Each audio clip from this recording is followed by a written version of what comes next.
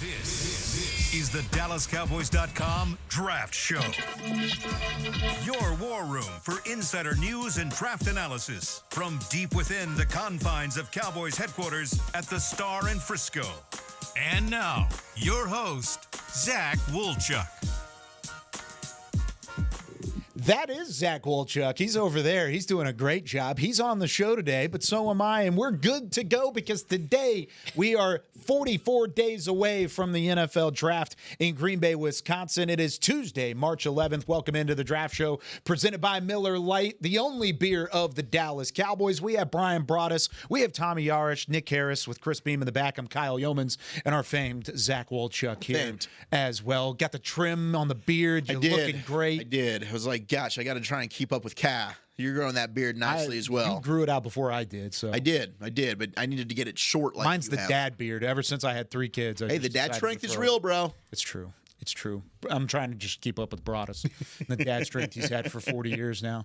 He's Not ready to 40 talk years. ball. He's You're locked in. He's wasting a lot of time, Kyle. It's like 30 seconds. We only got this show goes really fast. He just gets trustier by the day. You said we got 40 days. We need to 44. talk about it. Yeah. 44. 44? 44 days. 44 days. And, of course, With with Robert Thomas amount of days? Exactly. With a little bit of free agency talk here over the last couple of days as well. I mean, this is starting to ramp up quickly. And, of course, everybody's looking at these free agents. They're looking at the signings and the non-signings and the possible trade options. But we're all kind of looking at it at how the hell is this going to affect the NFL draft whenever it comes around in April? So, Broaddus, I mean, what is this time like from a scouting standpoint when you're looking across the board and you're saying, okay, we don't have this guy anymore, right, but we have this guy? Yeah, you kind of knew going into the draft who you were probably going to have and who you weren't going to have because you had the ideas of like, okay, you have these meetings before actually free agent starts. And so you're thinking like, okay, this is how our team's going to be. I think right now what you're seeing is a little bit of an influence from the coaching staff, the new coaching staff. You know, if you look at some of the I know that we're gonna. I don't know. Are we allowed to talk about what happened with the Jets today with that signing with? Yeah. Okay. Solomon Thomas. Solomon Thomas. Yeah. Okay. I didn't. Aaron White Cotton. Yeah. That's There's the some connections there, and so that's something that you kind of look at. You had an idea of really. Probably from Indianapolis, what it was going to take to keep Jordan Lewis, to keep Golston, things like that. So you kind of know going into, okay, we're probably not going to have those positions. Do we need to address these other positions? I find it interesting with the depth of the defensive tackle draft, at the way that they've and I know signing Osa was important to him, but also though with the Solomon Thomas one, again, are they looking for depth at the position?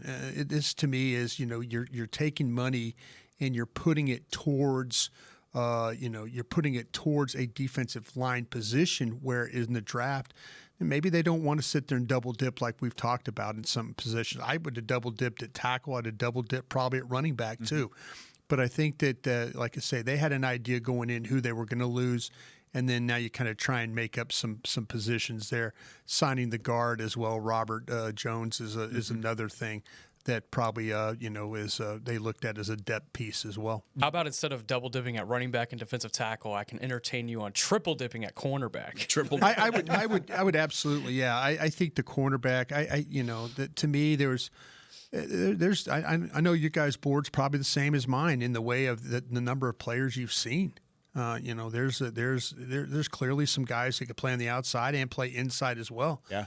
Replacing Jordan Lewis, it's not impossible here. There's some really good players in this draft you can surely address that with. It is really interesting that you do bring up the double dip conversation, because if we were to have this show last week and ask the question of what position is most likely to see a double dip on, we probably would have all said defensive tackle, running back, and offensive line. And those are where they've spent the money initially right off the jump. Does that deter you from making a premium pick in any of those positions? I certainly don't think so. I think they can make a premium pick at all three of those positions, first, second, and third round, and I still think I'd be okay, even with the signing of Javonte Williams and Robert Jones and Solomon Thomas. Yeah, I'm with you on that. I don't think any of this. Look at guard. Maybe they're not going to go guard in the first round. I think they were kind of telling us that at the combine, and that's something that we kicked around as well. They liked a lot of the guys. They wanted to see some second-year jumps, certainly from the rookies. Hoffman they bring back into the fold, let him compete. Maybe Jones and him are competing for that right guard spot. So I don't know that, hey, maybe they do love a Tyler Booker out of Alabama. Maybe he is in play, but that's probably not an area that I envision they'd go now in the first round after what they've done. I still think defensive tackle could be in play, personally. Solomon Thomas is a rotational depth piece, right? He's not a guy that was starting with the New York Jets, so they needed somebody that they could also count on behind Mozzie, behind Osa. There's still a ton of depth options at end that they could look at. Corner, I still think very much in play. It was already a need for them. They were hoping probably to get Jordan Lewis back. I'm sure he was number 2 on their priority list as soon as they got done with Osa. Let's pivot. Let's try and get Jordan Lewis. Congratulations to him on the big contract that he got. But I'm sure fans now are like, oh my gosh, blinking light. I think we've all been sitting here like, man, corner, that's definitely a spot with the Diggs injury that you need to focus on. I think everything is still in play. Even signing Lewis, you would have probably gone corner. Absolutely, right? Because how long would that have deal even been, right? Just a year or two, and you've got health issues with a lot. Josh Butler went down last year, so the whole cornerback room went down at some point. And then linebacker, right? I know that they've put some resources in Overshown, Leofau, and both of them look like they're going to be good players, but you don't know when you're going to have DeMarvion Overshown for this year. Damone Clark's a guy. Is he necessarily going to be on the roster after training camp? I don't know for sure. Can you rely on him? So linebacker's definitely in play. I don't think there's a single position that you're looking at outside of maybe safety that they're like, we've got some quality depth here. No, I would agree with that. I think when you look at the defensive line with this Solomon Thomas signing, with Chauncey Golson expected to go to the New York Giants, that was reported last night. I think that he's kind of the new Chauncey Golson just in terms of he can play defensive tackle, he can play inline, and he can play off the edge too. And that's what he's been used over the course of his career. He's Coppell High School graduate, so he's coming back to Dallas. He's born in Chicago, but he's coming back to Dallas. So that's an interesting tie into this too. And then played Aaron with White, Connor Williams at Coppell at the same time. I think they were together there. There you go. That's a pretty good team. Yeah. And then too, when you look at his time with Aaron White, he had the most sacks of his entire career when he was working with the New York Jets. He had 9 career sacks over the course of 3 years. So, this is these 3 signings in term agreements in Solomon Thomas, Robert Jones, and Javonte Williams. I completely agree with you guys that it's not. These guys aren't going to be guys who you want starting or playing a majority of your snaps. These are depth pieces that you want to use to complement in the draft, because even Jerry Jones told us the other day that he's not looking to fill voids in free agency. They're looking to build through the draft, and that's going to continue to be the case. But the question then is, my biggest question is, well, what do you do at 12? Because there's so many different things in terms of, okay, now that you've got Javonte Williams in the boat, do you feel like you can get a running back later on in the later rounds that can complement him? Or are you still willing to pick an Ashton Genty if he's there for you? Is wide receiver, more of a need, or is wide receiver a move that they kind of fill or address here in the next coming days? I think one name that we're not talking about as much as we should at 12 is Mykel Williams out of Georgia. I feel like that's very much in play. The defensive end out of Georgia, I think that he had a good combine and he had a great meeting with the Cowboys. Yeah. I think that's one guy that they like a lot. I think you could throw Williams into that mix. You could throw maybe some of those corners that we've mentioned before into that mix as well. Do you feel like edge rusher, because they haven't addressed that either, do you feel like edge rusher is still a position that they could possibly hit that high in the draft and feel comfortable leaving those other positions to the side? Yeah, especially if DeMarcus Lawrence is not back into the fold. You see Mykel Williams firing up the highlights here. He's good in the run game. He's a big physical guy. He can seal the edge in the run game, and he could also get after the passer too. I feel like it would be a healthy transition from, the bigger set run defense dominant DeMarcus Lawrence. If you're trying to go younger at that position, it's tough to find a better guy than Mykel Williams that kind of mirrors what DeMarcus Lawrence can do from a run game perspective and a pass rush perspective. Now, he's not going to be DeMarcus Lawrence day one. I'm not saying that, but I think this is a guy you could develop into that type of talent for sure. Is 12 too rich for a guy that just really plays the run well? And that's part of the question too. Maybe it's a trade back a possibility. But if you're asking me, and hey, you're at 12 and you can't find a tango partner, and you take this guy with a few of these guys that we've talked about throughout the course of the year off the board, I wouldn't be upset at it. If you told me that Simmons from Ohio State, the tackle, was there, and I'm hearing all clean now about that knee with the patella stuff, talked to a couple of different teams about him. Probably not going to have him for the OTAs, but you're going to have him for training camp. If you gave me a choice between Simmons and Mykel Williams there, I'd take the tackle all day on that one.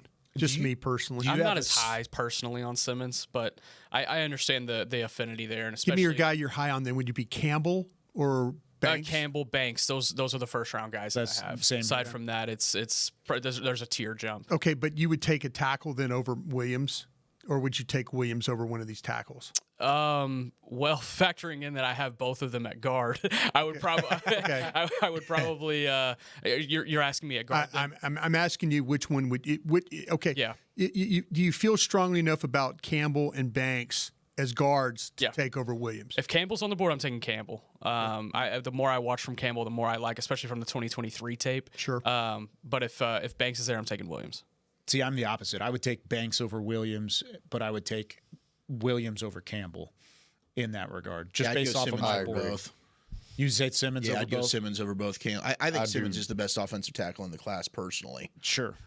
I would go Banks over Williams. Oh, we know. We know you're going. We can't hate on him. Texas was a really good team. No, and I think Banks. Jade Barron's a conversation at 12 too, and we're not talking about it. I mean, I know that maybe a trade down. The long arm, the arm length, and maybe he doesn't meet the metrics and the profile that a lot of scouts are going to want. Maybe 12 would be too high for a Jade Barron. Sure. I think the tape's good enough. I'd take him personally. Will Johnson, I've got some question marks. I think Will Johnson. He's not going to run. He's not going to run until April 14th. And the 2023 tape is better than 2024. But yeah, there's a lot of questions you're not going to know until 10 days before the draft. He is. There's a hamstring injury there now, and that's the problem. And he might not run at all. You might be looking at Will Johnson and not have a 40-yard dash time on him at all because he's carrying this thing all the way to a private workout on April 14th. And somebody's going to go, well, wait a minute. Maybe I don't have to run on April 14th. Maybe I could just kind of, keep this thing going. The hamstring's not ready. Then the next thing you know, we're drafting. I wouldn't draft that kid without a time. I'm sorry. I wouldn't do it myself. And you can, and people can talk about Barron and he lacks length and all this other stuff. He is so much of a better player than Morrison in my book. But organizations are not going to like Barron because he does not fit their metrics when it comes to the length that his body type is. Which I hate. I mean, I know that there's probably and it could be this team right here that's behind us. And there's reasons, I'm sure, and that there's stats and there's history that prove that's probably the right way to go. Just me and my young, naive drafting way. I'm like, I've seen an Asante Samuel Jr. get knocked. He comes out, crushes it. Yeah. Antoine Winfield Jr. Just because you're a little bit smaller, if the tape's good enough, sign me up for Jade Barron. He fills a lot of what you just lost in Jordan Lewis. And if Lewis wants guys, they're going to come up and tackle. I think Jade Barron's a guy that's not scared about throwing his body in there. Now, I'd argue for a Jacob Parrish out of K-State as well. If you want to go ahead, maybe third round, 76. If you want to go for that route, I'm cool with that. But I'd also, just going back to ends, I'd stand on the table for Mike Green over Mykel Williams in a heartbeat. Mike Green's my dude. I'd be advocating for him at 12 if he's there. And it sounds like some of the off-the-field concerns got kind of cleaned up a little bit out there in Indianapolis, which put me at ease a little. But I think the future could be a lot brighter for a Mike Green. I think you're going to get a steady, well-rounded, probably 10-year starter for Mykel Williams. But I'd like the boom prospect there in Green, who I really, really am high on and excited about his potential. Nick, I have a question for you. Yep. If you have, say, 14 first-round grades, how many? 15. 15. Where do you have Williams? Do you have him in the first round? Talking about Mykel? Yeah, back in first round. Yeah. Okay, so is he player 14 for you? Yes, yeah, and Banks 15. And Banks is 15. I've got him at 13, so it's right around the same. So do you have McMillan, Burden, or Ibuka ahead of him? McMillan. Okay, so you have those. You have the two others. So you wouldn't take a wide receiver unless it's McMillan. Correct. Okay. And you would take Campbell over him, right? Correct. All right. and you would not take any of these corners. I feel like this is a game of Go Fish. No. I mean, I'm just trying to get an idea. Where you Go at? Fish. Go Fish. I'm just Draw for it. I'm trying to see how committed you are to Michael Williams. Yes. Okay, so but you would then on the corner. So the only player that you would really not take him over is McMillan. Not Genty, if he's there. Yeah, absolutely. I would Okay. not take him over him. Campbell. I'm trying to think of possibility. Are you talking about like possibilities? Possibilities, yeah. Then yeah, that'd probably be where I'm looking. Okay. I was just wondering see how committed you were to this. Michael Williams or his teammate Jalen Walker? Jalen Walker. Yeah, me too. Yeah, but I think I'd he's gonna go be gone at like He's 9. going to be gone by then. I Yeah. think. Top 10. Where are they going to play him? Where's teams Edge, going I to play him? Edge? I mean, linebacker. That's the thing. That's the whole debate that we've had with Vach for the last Yeah. 2 months. No, It's, no, are we he and throwing I- it he at and I are- linebacker? he and Are I we are- throwing him yeah. at Well, there's edge? definitely going to be teams that see him as an off ball. Yeah. I just think he's at his best when he's getting out. I think it's probably 20 teams right now. This is just a sample and just a hypothetical. I think 20 teams probably see him as an off-ball linebacker and 12 see him as an edge rusher, and that's just part of it. Just 2/3 of the league I are gonna talked to look at him six. one way. I talked to six that thinks he's a linebacker. Okay, And he's one just too and short. one So and one. They were maybe worried it's about even more so. him getting as an edge, getting beat up. Yeah. At that size. yeah, you said he would wear yeah, down. Yeah, that he might wear down, and you would lose the effectiveness of him right there. Anybody that you would trade up to go get, because we're talking about realistic options here. We've always talked about trading down and that possibility, and I still think that is very much so on the table, depending on what the board looks like. But let's say you do go up and get someone, who would that name be for you, if it's even a possibility? I think there's 3. Travis Hunter, I'd move up for. Okay. McMillan, I'd move up for. Sure. And I think I consider Mason Graham if he started falling. Okay. Anybody Defensive up there? tackle, Michigan. Yeah, I think I would agree with those. I think my question would be, if you do trade up, how much are you giving up to trade up? Mm-hmm. Does it make it? Oh, it's going to be premium. Right, but I don't know if I think Travis Hunter would be the only one where I'd be willing to give up premium draft capital to go and get. Are you playing him at both wide receiver and corner? I would. Yeah. Okay. Would you? Depending on, let me just say this real quick. Depending on how much you really love Genty, then that might be one as well. How much? Because if you're really, really, really worried about if you covet him, and you say that and you're really worried about the Bears, the problem you're going to run into is everybody has been mocking Genty to the Cowboys. Yeah. Since day one, and you worry about that sitting in that room. Can we sit there and wait till 12? And it's a deep running back draft. I get it. But if you really, really, really want the player, because to me, everybody tell me of your top 15 guys, the top 15 guys, who do you feel like is the cleanest on, off the field, injury wise, and ability? Genty. Yeah. Yeah, that's probably There you go. That's the guy you trade up for right Yeah. there. Because you have questions about Carter. He's got the best Yeah, home run ability. Yeah, that's what I'm saying. When you look at if you're going up in the first round, say into the top 10, you're going for a guy that has the best ability, is the cleanest medically, and has the best off the field character stuff that you can deal with right there. That's the guy. Everybody else seems to be deficient in something, or something might keep them. I mean, they're all in the top, your top 15. Yeah. But I mean, I'm looking at, and you could say the same thing. Could you say it about Hunter? Hunter would be my second option there. Yeah. I mean, I think Is Travis Hunter your first option or second option for the cleanest, the ability, Two. and the character? I'd say Genty to me. I he think does have the injury surefire. concerns from 23. Right. Yeah. And obviously having that much mileage, and he's going to try to play both sides at the next level. So, Sure. I mean, Is that possible? Who and where do you want to play, and where do you prefer? You want to spend more Exactly. time at receiver, at corner? does he get beat up? That you would have injury or at least mileage concerns with a guy like that. I'm looking at what it would even take for somebody to jump in front, and I'm going back to 2021. Saints. You remember? Look at the Saints at 9 bailing out of there. That's what you have to worry. If Chicago's a team that you're legitimately worried about taking Genty, and I'm just saying this, I'm just I don't think Dallas will trade up for him. But if you're really going to worry about a team, you got to worry about the Bears. Yeah. So you have to get to 9. Got to get to 9. Well, I got to get to 9. I and wonder teams about would want to get Vegas. to 11 to get in front of you if they wanted Genty too. Vegas at 6 could be also a spot that I could see them taking an Ashton Genty. Yeah. They've got a quarterback now. Pete Carroll comes from Seattle where he wants to run the football. They're trying to rebuild things over there. What better way than to get the best back in the class? Maybe the best back that we've seen since what? Barkley? Bijan? Yeah. So really, that's the number that if he makes it past 6, you're looking at Jets at 7, Carolina at 8, New Orleans at 9. That's going to be where you're starting. If you're going to trade up, that's the only thing. I think the Bears make a lot of sense here. I think the Bears, and I think teams around the league now. I think Dallas and the Bears are the two teams. If you were interested in Ashton Genty, those you have to get ahead of those two teams. Yeah, is what I would say. I think the Raiders might be more of a threat than Chicago, just because I wonder if Pete Carroll looks at this like it's his Marshawn Lynch. Yeah. And if that's the case, Like that. well, look at how good Marshawn Lynch was in Seattle, and so there you go. But When you handed the ball to him. yeah, when you do hand the ball, It's that one play. why you got to bring up old stuff? Isn't there one on the goal line Super Bowl? Anyways, if I was the Raiders, though, I feel like they still need a bona fide wide receiver one. Jacoby Myers was good for them last year. Don't get me wrong, but I still feel like they need that alpha dog at receiver. So I would go McMillan from Arizona. Brian, as much as I love Ashton Genty, I can't justify trading up to go get him in this draft class. No, I don't think. I just can't do it. I was just saying if that's where, and I'm not saying they will, but that if we talk about players, the question he asked was, who would you trade up for? Sure. Yeah.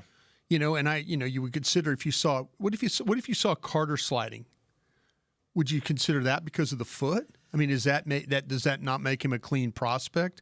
And that maybe the potential is that foot is that kind of that it's starting out to be kind of some stress fracture stuff going on there? Mm-hmm. I just think you have too many needs to gamble away any capital right now. Like you're trying to gain capital in this draft, if anything. Yeah. And that's where it's tough for me. But it'd be a discussion. If he falls past 7, that's a discussion you have. It's like, hey, this is a quality guy. He has experience with Micah Parsons.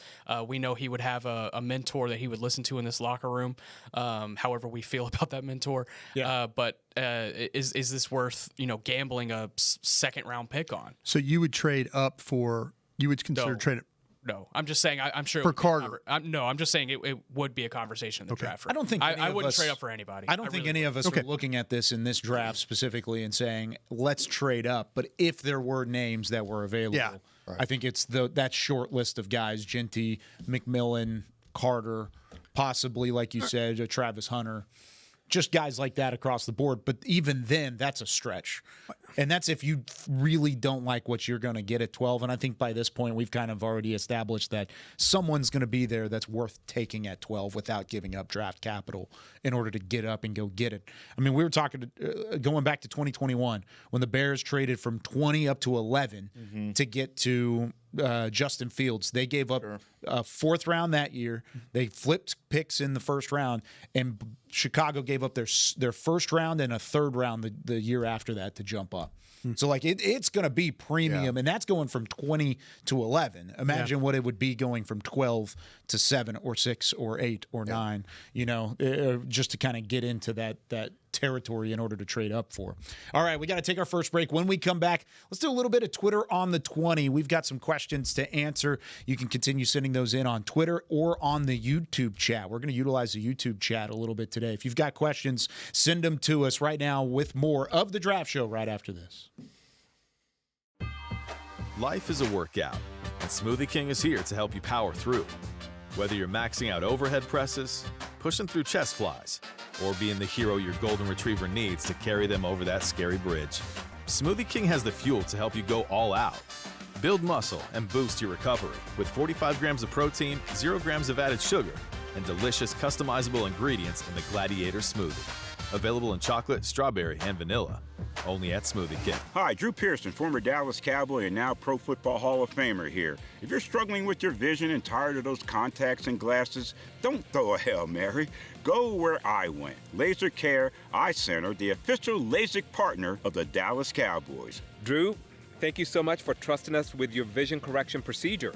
At Laser Care Eye Center, we offer 6 different vision correction procedures to help patients see.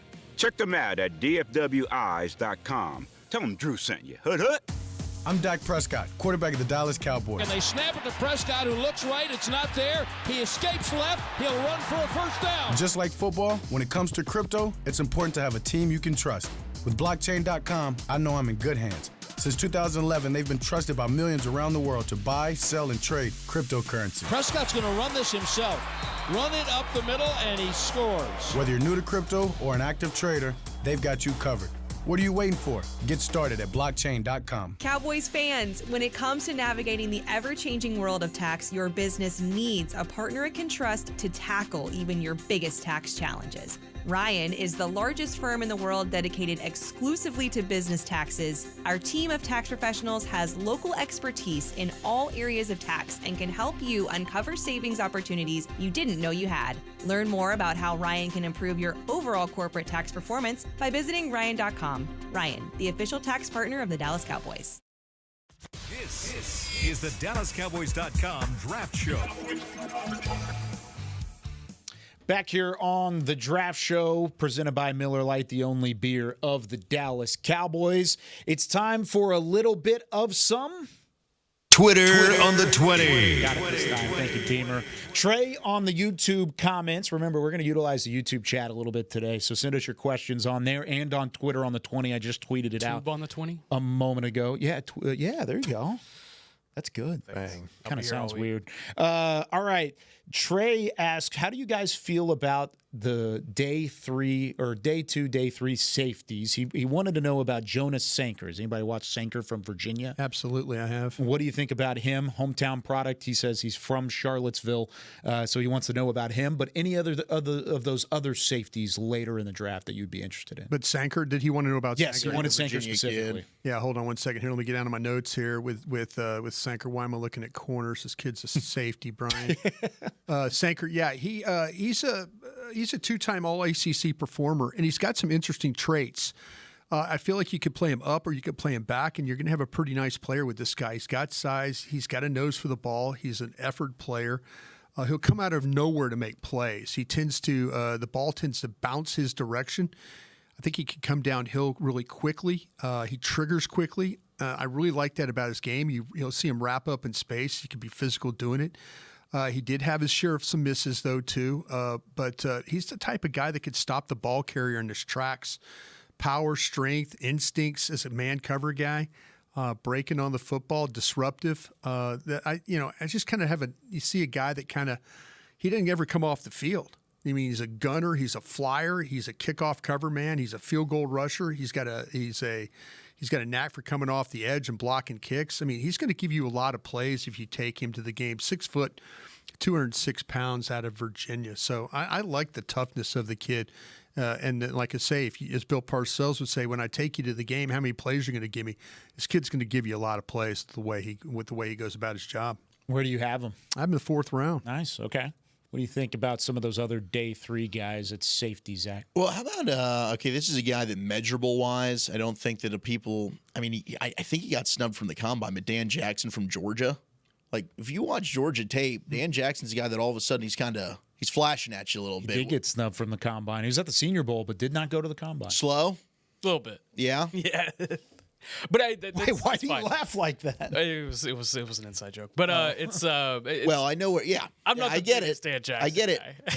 I'm not the biggest Dan Jackson. Day guy. 3. I understand. Instinct. I think he could be a good special team guy for sure. Absolutely. This team, if you're asking about this team, 7th round, and Shiloh Sanders is still on the board. Oh, do you think that they pull the trigger? Yeah, I think that could be I think thing. it happens. One day 2/day 3, I kind of have him on that fringe. Guy that I heard a lot about in Indianapolis, and I really liked seeing up close in person. Jalen Reed out of Penn State. This is a guy who's gaining a lot of love from training circles in the pre-NFL draft process. He's training out in Exos in Arizona, doing a really strong job out there against some really talented guys. But plays downhill. He's feisty. He's only he's got average size from that safety spot, but I think you can play him in multiple spots. You see him lining up at safety, you see him lining up at nickel, even outside corner at times. But I think he can really take on that deep safety role if a team were to ask him to. But he's a thumper, man. You get him downhill and he'll lay a hat on you. Has anybody looked at Latham Ransom from Ohio State? If Ransom's a guy I have a lot of experience with going back to recruiting days, and I feel like every year he's played, he's regressed. That's the only thing that I've worried about, but I still think he's a really fine player. Yeah. I just wonder if maybe there's an extra layer of development that he needs to take at the NFL level. Yeah, I think to me, he's dealt with a lot of injuries in his career, but maybe as a true free safety, he might be a guy you want to take a look at there in that 4th round. And then day 3, I think, Brian, we've talked about him before, but Billy Bowman Jr., Denton Ryan Raider. And I might be shouting him out because I've got a soft spot for him. Got to cover him in high school. But, I mean, that's a dude that's got he's a former corner, converted over to safety. I think Billy Bowman Jr., if you just want to take a flyer on a dude who could be a splash type of player for you, Not shy away from going downhill and hitting some people. He is stout, like ripped, very thick. He's got a load. Also, Senior Bowl guy. Yeah, he is 100%. He's got a load. Yeah, he'll drop that ass on you. The thing about him is his lack of height. Very short. I think that's something that's going to kind of make people.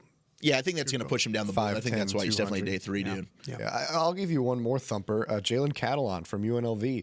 I know the injury history with him is something that's Jalen Catalon. Was this the guy from Arkansas? Yeah, Arkansas, Texas, UNLV. Mansfield legacy. You're darn right. He didn't play very well at Texas. I think injury was a very big part of that, and kind of at Arkansas too. He was an All SEC player, I think, his freshman year, and then he just kind of went downhill a little bit with the injuries. But UNLV last year, 96 tackles, 5 picks. Yeah. No, when sacks. he's healthy. He's actually going back to school. He's going to Missouri. He's going back to He's school? at Missouri now.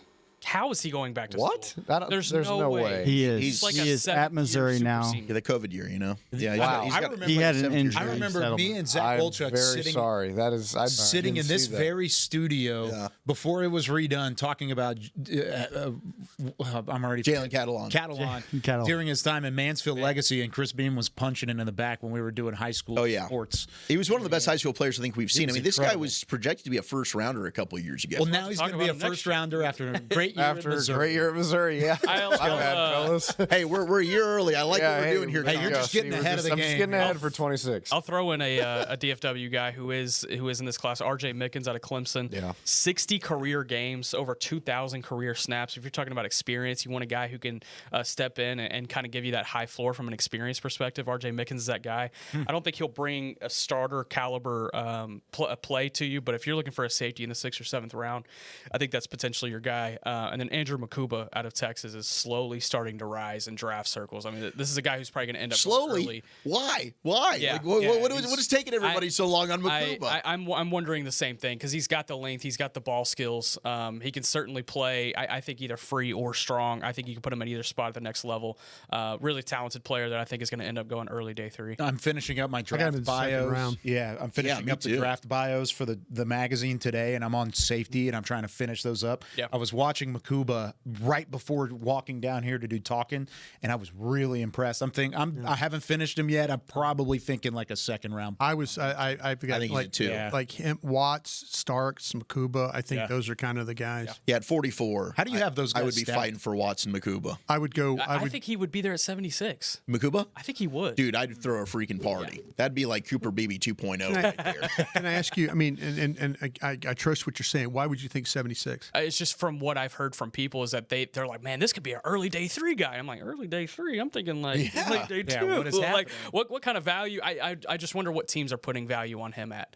Is it size? I mean, but there are other guys that are under 6 foot that are having some success. I mean, we talked about Billy Bowman Jr. That's 5'9", right? I mean, there are other guys in this draft that are knocked for the height. And Makuba might be knocked for the height, but man, his tape is speaking. I just, the tape I think is excellent. You can watch him play against A&M. You can watch him all these playoff games and stuff like that and play. If you look at the metrics, his quarterback rating against him was the 4th best in the country. I mean, he's got some quality, forced an incompletion on 26% of the passes he's faced this season. This guy's got some ball hawking to him, and he didn't give up a touchdown in coverage. I think to me, when you watch him play, I'm surprised that the reason, like I say, I saw a twitchy guy. I saw a guy that plays with burst. I saw a guy that plays with his eyes. I saw a guy that triggers and support. That's why I had him in the second round. I mean, like I say, you can watch some of these All-Star games and get a pretty nice view of him. Even going back, you watch the Michigan game is another one. That's very, very early in the season. So I think this guy's got some special qualities to him. I think this is my last line in the thing. I think media scouts are behind this guy, in my opinion, is what I said. Yeah, I'm with you. Very behind. Very behind. He's got great eyes. I think he looks at the quarterback really well and is able to get into the right spots in pass coverage, and that's why he was able to pick the ball away. He had a great first year at Clemson, and then you kind of just felt like it was like, where'd he go? Where did he go? And then he comes back to Texas, and it must have just worked out better for him because he was excellent for Texas. He did a nice job. He did. He really did. Zimbabwe native. Yes. That's sweet. So he would qualify for IPP at the very least. If there was anything to put him on the practice squad for, but I don't think there's necessarily practice squad play. The thing that's tough about this player when it comes to the Cowboys is safety. 76. Yeah, we would love to grab him at 76, Right. but then you're giving up another need somewhere else. And we just talked about safety earlier in the show. It's like, yeah, that's probably something you don't need to spend a premium pick on. Yeah. It's just tough. You wish you were in a position where you could spend a 76 on this type of player. And who knows, maybe they do. I mean, we look back to last year and they took Marshawn Nealon in the second round. I think we were all looking at each other like, that's not necessarily a need, but credit to them for taking BPA. But it's given up a hole at another spot. And in that case, it was running back or linebacker at the time we didn't think would get addressed, but they ended up swinging back with Leofau. But that's what makes it tough for this guy at 76. So there's question number 1 of Twitter on the 20. Sorry. Levi asks if you draft a first round offensive tackle such as Simmons, as That's you guys who I were would take. talking about earlier, Campbell. What is your best 5? Who are you playing, and where are you playing them on this Cowboys offensive line? Kind of interesting. I play Simmons at left tackle. Putting him play there. Smith at left guard. Play BB at center. center. There's going to be a battle. Like I say, I think Robert Jones will compete, and I agree. I saw a tweet this morning from Nick, and I think I got this right, Nick. You kind of felt like that. Basically, that Hoffman and Bass are better players. I think so. I don't disagree. I think he's closer to Bass than he is to I Hoffman. don't disagree with you on that. So whoever competes there at right guard, and then then you're going to see what happens with Steele. I saw Steele in this draft, by the way. You guys seen Lunt, the kid from Connecticut? Yeah, did you like him? Chase I Lunt? did. Yeah, Yeah. I did. UConn? Yeah, UConn. Yeah, 4th round. So yeah, I that's kind of where I. But to me, those would be my 5 guys, and like we'll see what happens. Let Guyton compete, with Steele at right tackle. Yeah, I'm definitely Josh Simmons would play left tackle for me. Like I think he'd instantly be he's a better prospect than I think Guyton was a year ago. They're showing Lunt on the highlights. This is Terrence Steele, according to Brian. When you look at it, it's got the big numbers, Just big a upper dominant body. run blocker. This guy, okay, you want to play lead blocker, pin and pull. You want to play all those things. This guy right here can absolutely do it. He plays really well in space. His range is really, really good. He when he connects onto his blockers, to the defenders, he can stay with them. This guy's a really good foot athlete. I am usually really wrong about these guys because they're not strong enough. But I've gotten burned over the years with guys, with all these guys those Colorado kids that were all undersized. The UCLA tackled one year that went to the Raiders. Every year I get these guys wrong. This kid, though, is a really good player, though, for you. A guy that I felt like was Terrence Steele, was Marcus Bowe out of Purdue. Yeah. Probably a higher graded player than a Chase Lunt, but man, I love Bowe. If this Bowe team somehow in the came third, away, yeah. You like him as a tackle or a guard? I do like him as a tackle. Anybody think about him playing center? He taled about that. I want to Senior kick Bowl. him inside. I love the athleticism inside. He talked about that at Senior Bowl. He's like, look, I'd be willing to play all 5 spots. Sure. But he's super smart. Yeah. So I could see that. He was awesome. He just sat down and started just talking to us Yeah. at the Senior Bowl. Yeah, It was great awesome. kid. Yeah, great dude. A couple other questions for some Twitter on the 20 here. A lot of Miles Sanders talk because I think he just got released. Yeah. Everybody's talking about Miles Sanders. That doesn't change anything for you guys since there's 45 comments about him, right? No, nothing at all. Man, this is tougher than doing Twitter on the 20.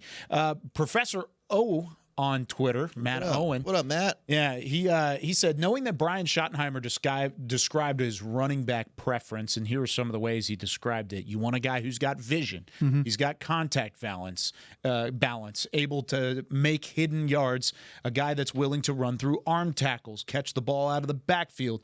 Does that give you any insight on the type of running back and the type of prospect that they could take whenever the draft comes around in April? Yeah, I think that kind of fits Ashton Genty's mold. So I know 100%. that Travion Henderson. Yeah, that fits Ashton Genty's mold. I think Devin Neal out of Kansas is another running back that fits that mold just because of what he can do. Scatterboo as a pass catcher. Yeah, Scatterboo, I guess. I'm not as high on Scatterboo. Oh no, I mean, but if you look at guys that broke tackles throughout and catch the football, out of the backfield, catch out of the backfield. I mean, that's clearly.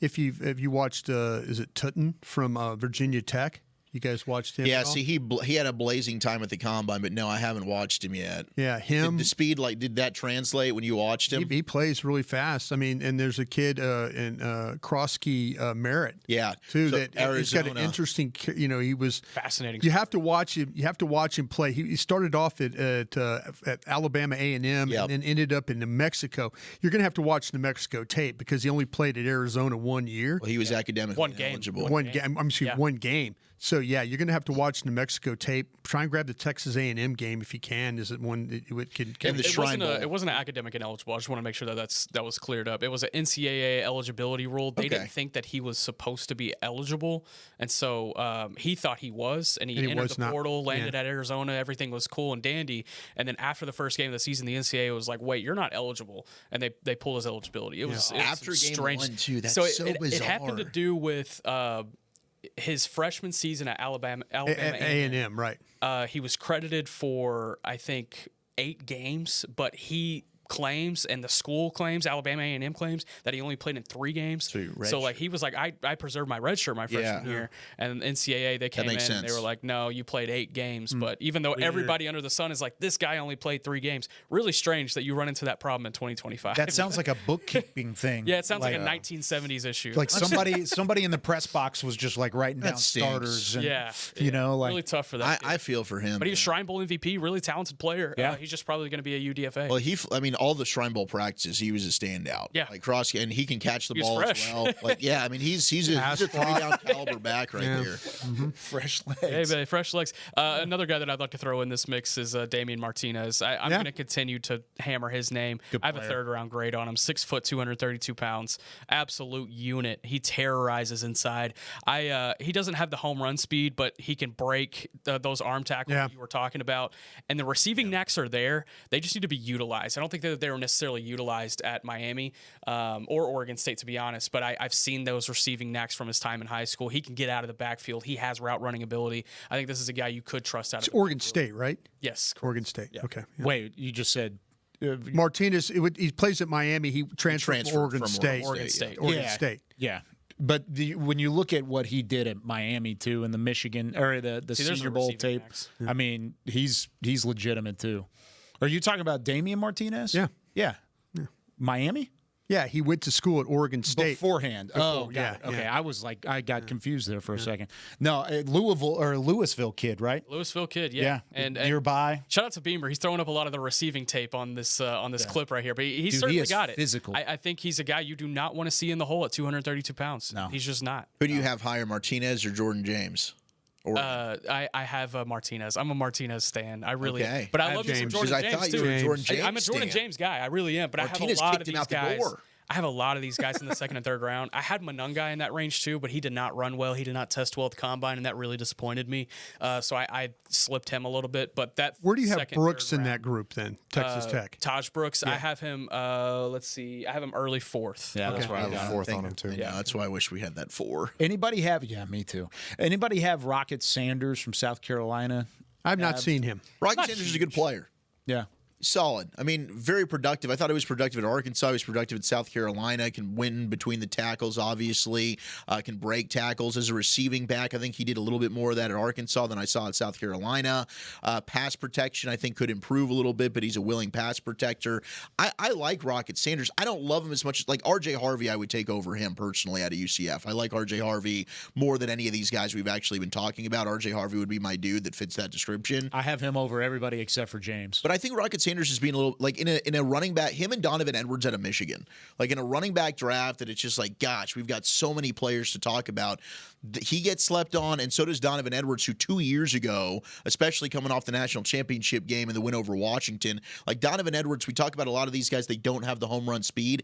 Edwards does. Edwards is a dude who's just going to fly, and you're not going to be able to catch him. Is he a straight line runner, though? Yeah, he is. Yeah, right. So it's like, again, like they all have qualities where, like, if I could combine them, it'd be perfect. Sure. So there's knocks on Edwards, too, but those are two guys that are being, I think, not discussed as heavily as others. I hate to rain on your party here, Zach. You know who Donovan Edwards reminds me of? Bo Scarborough. Where it was just like early in his career, it's like this guy's gonna be the juice. He's gonna be awesome. He's not that big. Not that big. He's not that big. No, and he's faster than Scarborough, career for trajectory. sure. Okay. Right. Then injuries stack up. He ends up in the 7th round. I mean, he was on the cover of the video game. But you're looking at day 3 for Edwards for sure. I wouldn't touch him. I mean, and you talk about the injuries that have stacked up with him. Looking at my injury history, I put on here: torn patellar in 22, knee surgery in 23, Achilles injury in 23, broken right thumb. He had a mystery chest and leg injury this past season. He's mentioned how injuries have made him mentally hurt. I mean, I'm staying away from that. Well, that's That's if you're mentally hurt, I don't know if we can fix that. Sound like a mentally bad grade then. Hey, day 3? No, I'm just saying. Just throwing out a name. I'm not pointing at you. I'm just saying. Well, you looked right at me. Kind of sounds like he brought him up. I think he deserved to be brought up. Yeah. I mean, when you look at this draft class, and we've talked about it a number of times, the running back class, we're going to look back on this and say, wow, there were 20 names, 25 names that were drafted. There's a lot. Half of them are going to end up just being dudes. Like, they're going to end up being great players. We're going to look back and say, wow, 2025 was an incredible draft class, but then there are going to be 15 names that are duds in the NFL, and that's what's terrifying about this is you don't want to necessarily grab one of the duds. You want to take a chance on a guy that you really think can be successful. This is the best running back class that I've scouted since taking over in 2020, Brian. I don't know if you share that same sentiment. No, it's good. Pretty it's impressive really across the board. All right, let's take our second break. When we come back, of course, we're still talking about these free agents and how it kind of affects things moving forwards. We mentioned a lot on the defensive side. Anything on the offensive side of the ball that you can keep an eye on moving into the rest of free agency and how that could change things for the NFL draft. More of the Draft Show coming up right after this. I'm Darren Woodson, former Dallas Cowboy player and Super Bowl champion. When I played in the NFL at a high level, I relied on my vision to see the field. As I started getting older, I noticed my vision wasn't as good, and I was getting frustrated from wearing my glasses all day. I went to Laser Care Eye Center, and Dr. G talked about all the options.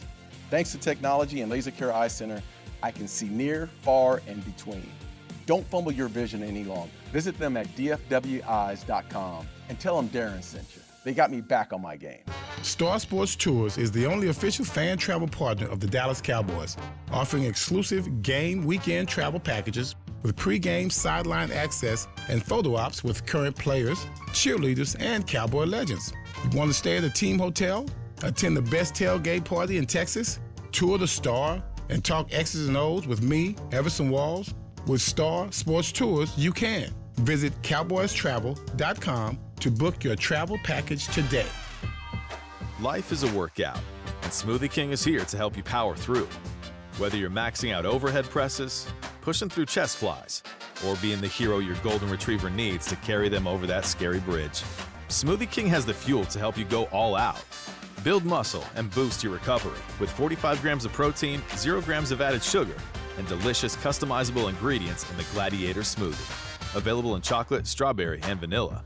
Only at Smoothie King. How about them Cowboys? Or how about them Tyson Cowboys Nuggets? As we cheer for the stars on the field, we love that we've also got some stars on our plate, thanks to Tyson brand Star-Shaped Cowboys Nuggets. That, along with all our other favorite Tyson Foods products, sure make game day special. Score some delicious Tyson Cowboys nuggets and become a game day star, just like our Cowboys. As you enjoy your stars on and off the plate, remember, tailgates and game day have always been Tyson. This is the DallasCowboys.com Draft Show.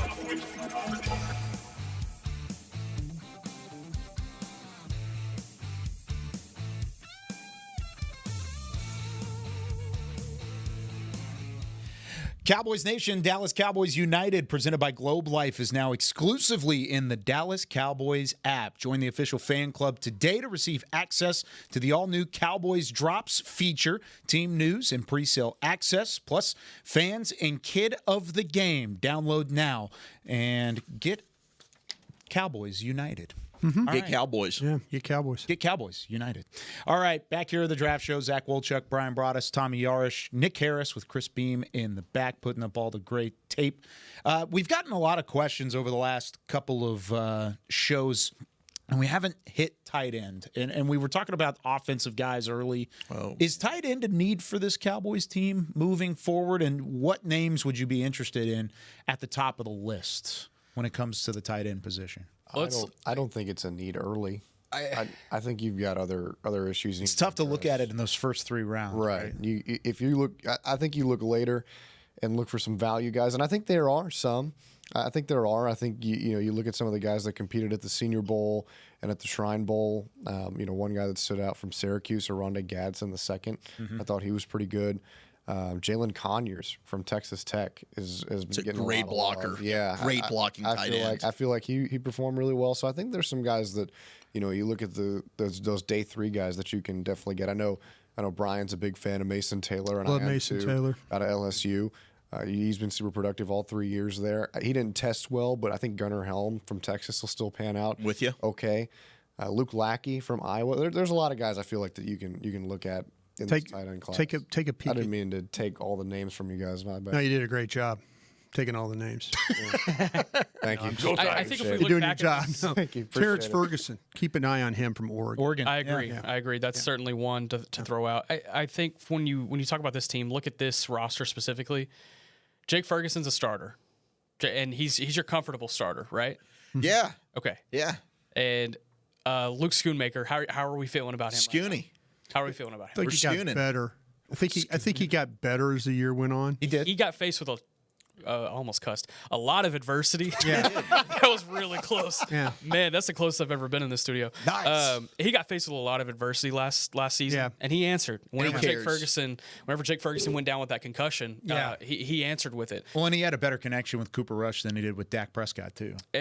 But Dak Prescott's going to be his quarterback. So Yeah, exactly. how do you feel about Schoonmaker moving forward? And then the depth of that room behind him. Ford. You have Span Ford, who certainly has shown some knacks at the point of attack. John Stevens. And then John Stevens Jr., can you rely on him to stay healthy? Yeah. And That'd will be he be the nice. same player when he comes back? Who It's a knows huge at this point? question. I think it's worth a day 3 pick if you're sitting there and you have needs addressed and you have a player that you really like there.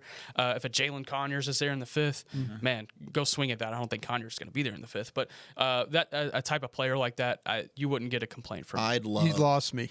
You just lost me. Oh, You lost me because you won't let me fight for a safety, but you're going to fight for a tight end. I wasn't saying I was going to fight for a tight end. No, you're. But you said I like said you a wouldn't fifth- get a complaint fifth- from me. A 5th round. Yeah, you wouldn't Like, get a complaint. So if I wanted to add a safety, though, like you would, But you'd be happy with Makuba. I'd be happy. You just don't think that they'll do that. No. Correct. Yeah. To get you can't what- take Makuba in the first 3 rounds is what I'm saying. Like, because you don't have the room to do it. You have too many needs. Yeah. And if we're talking about it from a tight end Well, perspective, do you they feel don't like- have as much depth as the safety position has. But The do you- safety position do you just feel like they re-signed got their entire do you feel depth like they throughout got, the room. Do you feel like picking a tight end though would be like maybe you could pick another position?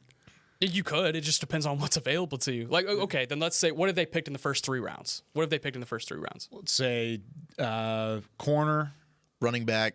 wide receiver.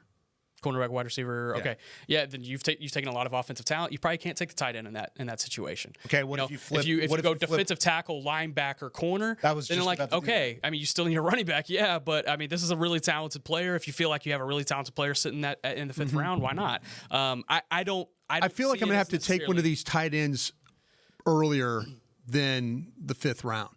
If I really want if I want a good one. If one of those four, the Tech kid. I mean, I haven't seen the Tech kid. Is he a 4th round player? What is? No, I think you 5th make it round. sound like he's a 3rd round guy.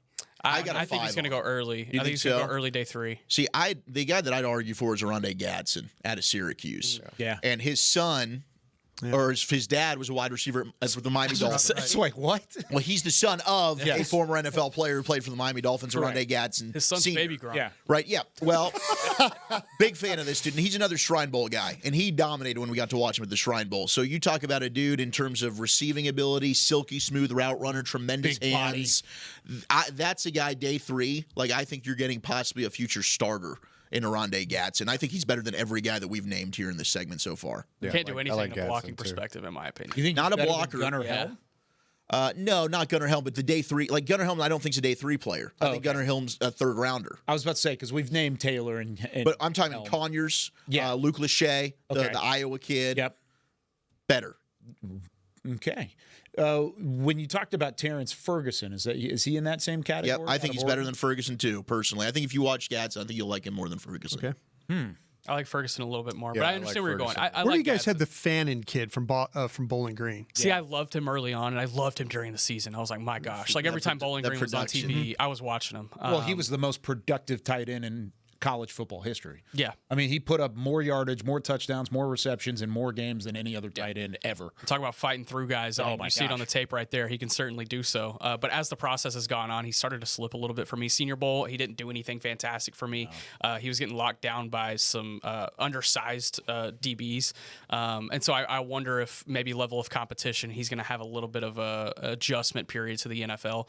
But I think this is still a guy you would take a chance on if he's sitting there in the 3rd round. I'm not saying for the Cowboys. I'm just saying in general. I think he would be a guy you would take a chance on. If you had Fannin and Helm in the 3rd round, which one would you take? I have Fannin over Helm right now. I have Helm over Fannin. I'd be Helm over Fannin. I'm not a fan of Fannin. I had Fannin too, but I was thinking, and it's not about the Texas, about the kid, how he worked out and all that, because I think I really think I could go to Austin, I could time him better. I know I can do a lot of things better with him if I want to. But I was just curious about Fannin. Is he really that guy? You know, I don't think so. Well, watching him run like hurts me. It looks like he's just lumbering. Yeah. Like he has no bend at all. It's not all in the hips with Fannin, but yet somehow the dude's open. Yeah. He's a huge, big, reliable target. He could be really good in the red zone. He could give you like Antonio Gates, like red zone numbers possibly. See, but he's not that big though. I mean, overall, 6'4", 230. Dude's pretty big. He measured out at 6'3", 238 at the combine. Yeah. So, I mean, that's still a solid size. A decent size, but you're not talking about Helm, who's 6'5", 252, or Taylor, who's 6'5", 250. Like, I mean, there's other bigger tight ends that are available. Fannon's a little bit undersized. When you watched them play, Helm and Fannin, who had the bigger catch radius? Fannin did. Right. Yeah. So when I'm talking about a guy who plays big, that's fair. It's Fannin. And I want to back up just the Fannin slander for a hot second, because I don't think when we're talking about combine or Senior Bowl and how he didn't play, sure. Yeah, when we didn't see what we wanted to see out of him from the Senior Bowl, he had competition in Penn State and Texas A&M. Yeah. He had competition against both of those teams, and he put up at least 135 yards and a touchdown in both of those games. That's like fair. he still had plenty of it. Now they force-fed him a hell of a lot. they did. I mean, they did target after target after target, and it was that. But that was kind of the game plan that they had at Bowling Green. Hey, got him to a bowl game. It did get him to a bowling bowl game. Yeah. So I think when you look at Fannin, both of those guys are really close on my board. They're actually touching tags. I've got a 3rd on Helm, and I've got a 4th on Fannin. But both of Where do you have Arroyo then from Miami? I have him tight end. I am a tight end 2. Dude, I have tight end 2 too. I love Elijah Arroyo. See, this is the deal, because this dude loves the city of Miami. He's got. He wears Miami Heat gear. If you ever noticed, Oh no, they traded him. the Warriors I now. don't think these two know a tight end if a bit of this guy to our right. This guy to our right loves Texas. If you haven't noticed, Rondé Gadsden's better than Elijah Arroyo. Oh man, get out of here. All right. Well, here you We'll go. check in 5 years. We're gonna have a better career. We sure will. It'll be we Gadsden. sure will. Here you go. I'll take Arroyo over Gunnar Helm. Thanks. No, you won't. Thanks, I would. Elijah. Absolutely. Would you? I wouldn't. I would. I wouldn't. I would. You're crapping on Donovan Edwards for health, and you're going to say Arroyo's tight end 2. Can Give me he stay Arroyo. healthy? Give your. It's not he is nearly as such a bad as. Oh, come Donovan on. Edwards. He's They are mentally, not in the same. he's mentally injured too. They are not in No, the I same don't. He's not echelon. saying Miami, that. He's not dude. mentally All you injured. notice he was fighting for the Miami runner. Damian Martinez. Which is funny because I was crapping on all the Miami guys last year, except for Cam Kitchens. I was Yeah. really hard on You Cam did love Kitchens. Cam Kitchens. Cam Ward, watch him at quarterback. I'm telling you. Is he QB1? Yeah, he is. Yeah, he is. Stunner. Yeah, he is. Stunner. Hey, So, you know, we got- Damian we got- Martinez, we got- running back one. Restrepo is wide receiver 1. Sam Brown if going you in the look second back, round. You loved Matt Lee last year too, the center. he did. If you look back at which offense was the top in terms of efficiency this past year, what was Miami. it? It was No, the it Miami was. I just Hurricane. worry like 1 year of production for Arroyo. Trying to get at the camera. It scares me a little bit, but he is a Frisco Independence kid, so I'm rooting for him. I forget about that. That is 100% was true. a So yeah, wild- he would be a 30-day visit or a Dallas Day visit. Dallas Day. Excuse me for this team. I have him as tight end too as well. I think he's fantastic. Golly. I'm going with it. Yeah, I've That got, tight end board on that side of the table. Get ready we'll for see. Who's the best player you got left? Oh, well, I would take the Arroyo kid. I mean, Yeah, we're like the 4th round. he names off 4 people, and they're all from Miami. It's okay. I'm totally wrong about everything I say too, so don't worry I about love it. Good show, gentlemen. Well done. We'll be back on Thursday, continuing under 44 days from this NFL draft as we continue forward. We're going to debate some more about some tight ends in the future as well. Can't wait. All right, for Zach Wolchuk, Brian Broaddus, Tommy Yarish, Nick Harris, Chris Beam in the back, I'm Kyle Yeoman saying so long from the draft show. We'll see you on Thursday. This has been a production of DallasCowboys.com and the Dallas Cowboys Football Club. How about this, Cowboys? Yeah!